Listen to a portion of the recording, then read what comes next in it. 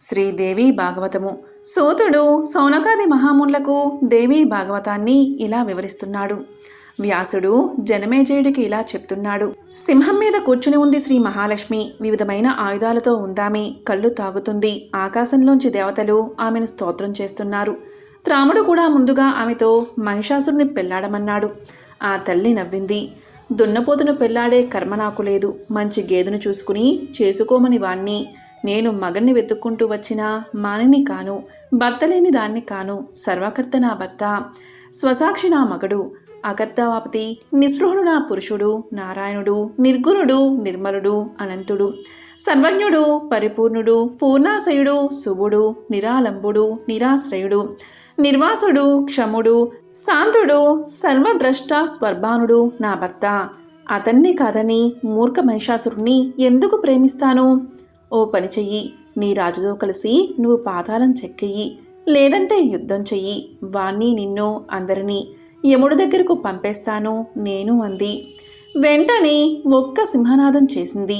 ఆ ధ్వనికి భూమి కంపించింది. కొండలు ఊగాయి. సైనికులు చెల్లా చెదురైపోయారు. గర్భిణులైన రాక్షస స్త్రీలకు గర్భపాతం జరిగింది. ఆమె ఎదుట నిలవలేకపోయాడు త్రాముడు. చటుక్కున రాజభవనానికి దౌడు తీశాడు. అమ్మవారి వాహనమైన సింహం విజయసూచకంగా గర్జించింది.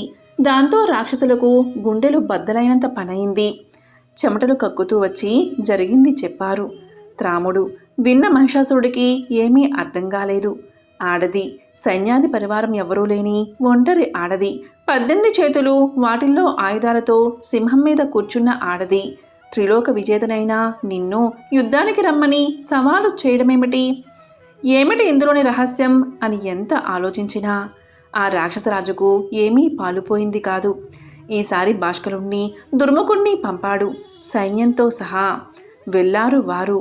మహిషాసురుణ్ణి మనవాడమన్నారు. దేవి వల్ల వంక వింతగా చూసి యుద్ధానికి రమ్మని నేను చెబుతుంటే పెళ్లి కబుర్లు చెబుతారేమిటి? మీకేమైనా బుద్ధి ఉందా? మీ దున్నపోతు రాజులాగే మీరు కూడా గడ్డి తింటున్నారా ఏమిటి అంది. భాస్కరుడు ఆమెతో యుద్ధానికి తలపడ్డాడు. ఆమె అతనిని తన త్రిశూలంతో పొడిచి చంపేసింది. దేవతలు జయ జయ ధ్వానాలు చేశారు. సైనికులు పారిపోయే దారులు వెతుక్కోసాగారు. ఇక దుర్ముఖుడు తలపడ్డాడు దేవితో. దేవి అతని ధనస్సు నరికింది. రథం విరగ్గొట్టింది. దుర్ముఖుడు గద తీసుకుని ఆవేశంగా వచ్చాడు. అమ్మవారి వాహనమైన సింహం తల మీద కొట్టాడు. అసలేమీ జరగనట్టే ఉండి పోయిందా సింహం. అంతలోనే కత్తి తీసింది మహాలక్ష్మి. దుర్ముఖుడి తల నరికేసింది. తల ఒక పక్క, మొండెం ఒక పక్క పడిపోయాయి. దేవతలు మరోసారి జయ జయ ధ్వానాలు చేశారు. అమ్మవారి మీద పూలవాన కురిపించారు. అది తెలిసిన మహిషాసురుడు మండిపడ్డాడు. వెంటనే చిక్షురుణ్ణి పార్శ్వరక్షకుడిగా త్రాముణ్ణి పంపాడు. కోలాహలంగా వస్తున్న రాక్షస సేనని పసిగట్టింది. లోకమాత గంట మోగించింది. శంఖం పట్టింది. ధనుష్టాకారం చేసింది. ఆ ధ్వనికి సైనికులు భయపడి పారిపోసాగారు. అతి కష్టం మీద సేనా నాయకుడైన చిక్షురుడు వాళ్ళని నిలిపేశాడు. ఆ యుద్ధంలో అంబ త్రాముడి తలను కత్తితో నరికేసింది. అది చూసిన చిక్షురుడు కోపంతో పెద్ద కత్తి తీసుకుని దేవి మీదకు లగించాడు. అయితే 5 బాణాలు వేసింది దేవి. ఒక బాణంతో కత్తి ముక్కలైంది. రెండో బాణంతో అతని చెయ్యి తెగిపోయింది. తక్కిన 3 బాణాలు అతని తల నరికి నేల పడేశాయి. జైహో చండికా జైహో అంటూ ఆకాశం బద్దలయ్యేలా ఆమెను కీర్తించారు దేవతాదులు. ఈసారి బిడలాక్షుడు, అసిలోముడు ఆధిపత్యం వహించగా అనేక మంది వరసంతులు దేవిపై యుద్ధానికి వచ్చారు. ముందుగా బిడలాక్షుడే చెయ్యి చేసుకున్నాడు. ఆ దున్నపోతుని రమ్మంటే ఇలా చిన్నా చితుకుల్ని పంపుతాడేమిటి అని విసుక్కుంది దేవి.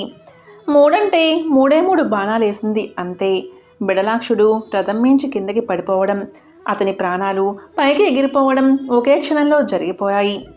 అది చూసి పరమాస్త్ర విశారుదుడైన అసిలోముడు రంగప్రవేశం చేశాడు. ఒక గదతో అమ్మవారి తలపై ఊహించని దెబ్బ కొట్టాడు.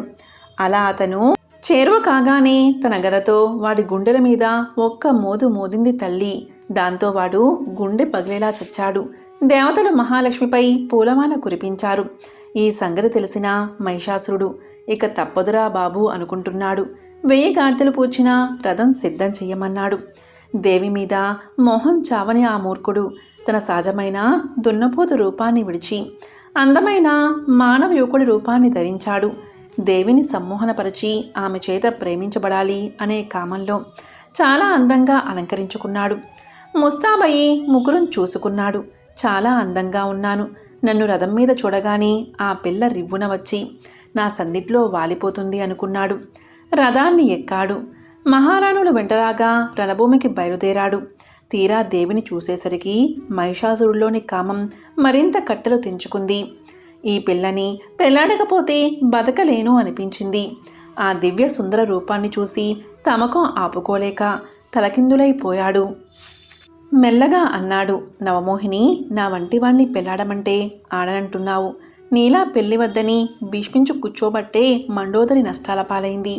నీకు తెలుసో తెలియదో చాలా నాళ్ల క్రితం సింహళ దేశాన్ని రుద్రసేనుడు అనే రాజు పాలించేవాడు. అతని భార్య గుణవతి. వారికి 2 ఆడపిల్లలు, మండోదరి, ఇందుమతి. పెద్ద కూతురు మండోదరి చెప్పుకోదగ్గ అందగత్తే, కానీ పెళ్లి పట్ల ఎప్పుడూ విముఖత చూపేది. పెళ్ళామంటే మొగుడికి బానిసలా ఉండాలి కాబట్టి ఆ బానిసత్వం నేను భరించలేను. నాకు పెళ్ళి గిల్లి వద్దు, జ్ఞానమార్గంలో మోక్షానికి పోతాను అంటూ ఉండేది. ఆ కారణంగానే వచ్చిన ఒక సంబంధం వదులుకున్నారు వాళ్ళు. అనంతరం కోసల రాజైన వీరసేనుణ్ణి కూడా కాదంది మండోదరి. అంతలోనే ఇందుమతికి స్వయంవరం చేశారు. ఆ పెళ్లి హడావిడిలో మదనుడు తన బాణాలు మండోదరి మీద వేశాడు. ఆమెకి కామం కలిగింది. పెళ్లికి వచ్చిన మద్ర దేశాధీశుడు చేదిష్టుని ప్రేమించింది. తండ్రి నవ్వుకున్నాడు. మండోదరి చేదిష్టుని పెళ్లాడింది. కొత్తలో కులాసాగానే గడిచింది. త్వరలోనే భర్త వ్యభిచారి అని గుర్తించింది. అయ్యో, చివరికి గుణహీనుణ్ణి ఎన్నుకున్నానే అని బాధపడింది. చెప్పొచ్చేదేమిటంటే, నా అంతటివాడు పెళ్లాడతాను అంటుంటే నువ్వు అనవసరంగా పంతాలకి పోతున్నావు. చివరికి ఏ చోటో దొరుకుతాడు. నీకు బాధలు తప్పవు. నా మాట విను. నన్ను పెళ్లాడి త్రిలోకాలకి రాజ్ఞివికా. మహిషుడు చెప్పింది విని చల్లగా గర్జించింది అంబ. నీకు చావు చేరువైంది. బతకాలని ఉంటే పారిపో. పిచ్చి పిచ్చి మాటలు మాట్లాడుకు అందామే. దానితో యుద్ధం ఆరంభమైంది. మహామాయ మహిషాసుల పోరు చూసి దేవ రాక్షసగణాలు రెండూ ఆశ్చర్యపోయాయి. అంతలో దుర్జుడు అనేవాడు అమ్మవారి మీద విరుచుకుపడ్డాడు. విషబాణాలతో ఆమెను రెచ్చగొట్టాడు. చురచురలాడింది తల్లి. గట్టి బాణం ఒకటి తీసి కొట్టింది వాణ్ణి. అంతే, దెబ్బ తగలగానే రథం మించి కింద పడిపోయాడు. మరి లేవలేదు. అది చూసి త్రినేత్రుడు ముందుకొచ్చాడు. త్రిశూలంతో ఒక్క పోటు పొడిచింది దేవి. మూసిన కళ్ళు మరీ తెరవలేదు ఆ 3 కళ్ళ రాక్షసుడు. అంతలో వచ్చాడు అందకుడు. ఒక పెద్ద ఇనుపగలతో వచ్చి అమ్మవారి సింహం యొక్క తల మీద మోదాడు. ఈగ వాలినట్టు కూడా అనిపించలేదు ఆ సింహానికి. కానీ ఊరుకుంటున్న కొద్దీ ఎవడో ఒకడు వచ్చి నెత్తిమీద చెయ్యి వేయడం భరించలేకపోయింది కాబోలు. అందకుణ్ణి అలాగే నిలబెట్టి నిలువుగా చీల్చేసిందా సింహం. ఈ విధంగా సూతుడు సౌనకాది మహామునులకు శ్రీదేవి భాగవతాన్ని వివరిస్తున్నాడు. ఓం శ్రీ మాత్రే నమః.